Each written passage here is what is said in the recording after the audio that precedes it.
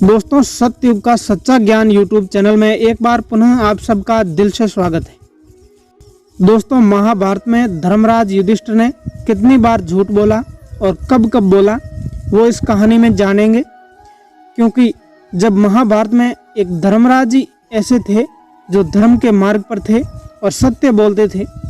बड़े बड़े धर्मराज युधिष्ठिर को मानते थे, जैसे आचार्य द्रोण, पितामह भीष्म, ऐसे बड़े बड़े लोग धर्मराज युधिष्ठिर को धर्मराज ही बोलते थे, क्योंकि वो धर्म के मार्ग पर थे और हमेशा सत्य बोलते थे।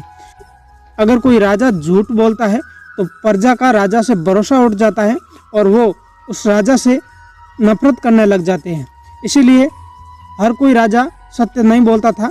लेकिन महाभारत में उस समय यह एक ही ऐसे महान राजा थे, धर्मराज युधिष्ठिर, जो धर्म के मार्ग पर चलते थे और सूर्य के पुत्र थे। तो आओ दोस्तों, वो कौन कौन से धर्मराज ने झूठ बोले, वो सही है या गलत, आप कमेंट में जरूर बताना। और चैनल पर पहली बार आया तो सब्सक्राइब करना। महाभारत ग्रंथ के अनुसार युधिष्ठिर को धर्मराज बताया गया है। धर्मराज वो होता है जो धर्म के मार्ग पर चलता है, जो हमेशा सही का साथ दे, जो हमेशा सत्य का साथ दे, सत्य का पालन करे और सत्य ही बोले।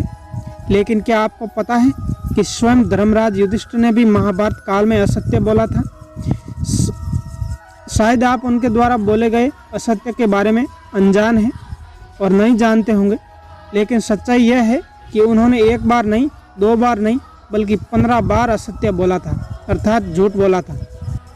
कहते हैं कि गुरु द्रोण का वध करने के लिए भगवान श्री कृष्ण के कहने पर धर्मराज युधिष्ठिर ने एक असत्य बोला। उन्होंने गुरु द्रोण से यह असत्य कहा था कि अश्वत्थामा मारा गया है, जबकि अश्वत्थामा नाम का एक हाथी युद्ध में मारा गया था। महाभारत का अज्ञातवास अध्याय काफ़ी प्रसिद्ध है। यह वह समय था जब सभी पांडवों को अपना राजपाट छोड़कर 1 वर्ष के लिए जाना पड़ा था। उनके साथ द्रौपदी भी थी। इस अज्ञातवास के दौरान वे लोग राजा विराट के यहाँ निवास करने पहुँचे। जब राजा विराट ने उनका परिचय बताने को कहा तो अपनी पहचान छुपाने के लिए उस समय धर्मराज युधिष्ठिर ने कुल 7 बार असत्य बोला था। अपना परिचय देते हुए युधिष्ठिर ने कहा, मेरा नाम कनक है, मैं एक ब्राह्मण हूँ। मैं व्ययग्रह नाम का ब्राह्मण परिवार से संबंधित रखता हूँ। मैं धर्मराज युधिष्ठिर का मित्र हूँ। मैं पासे खेलने में बहुत कुशल हूँ।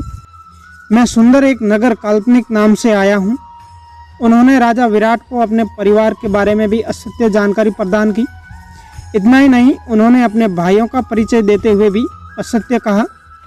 उन्होंने सभी के नाम बताए। इस तरह धर्मराज युधिष्ठिर ने 5 बार असत्य बोला। नाम बताने के बाद उन्होंने कहा कि इन लोगों से मेरा कोई नज़दीकी रिश्ता नहीं है और ये केवल मेरे परिचित हैं। इस प्रकार धर्मराज ने 2 बार और असत्य बोल दिया। अंतिम असत्य बोलते हुए उन्होंने कहा कि उन्हें कई राजाओं के दरबार में काम करने का अनुभव है।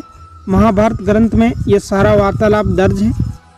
राजा विराट ने धर्मराज से क्या क्या प्रश्न किए और स्वयं तथा अपने परिवार को बचाने के लिए उन्होंने आगे से कितने असत्य बोले, इसका उल्लेख महाभारत ग्रंथ में मिलता है। आप लोग बिल्कुल देख सकते हैं। वैसे दुनिया का युधिष्ठिर के असत्यों के बारे में अपना अपना तर्क है। लोगों का कहना है कि यदि धर्म की रक्षा के लिए ऐसा असत्य बोला जाए जिससे किसी की हानि ना हो तो उसे असत्य की श्रेणी में नहीं रखा जाता है। किसी व्यक्ति का धर्म किसी दूसरे के लिए अधर्म हो सकता है। दोस्तों, धर्मराज युधिष्ठिर की कहानी कैसी लगी और धर्मराज युधिष्ठिर ने जो 15 बार असत्य बोला है वो क्या सही था? आप कमेंट में अपनी अपनी राय जरूर लिखना। जय हिंद, मिलते हैं अगली कहानी।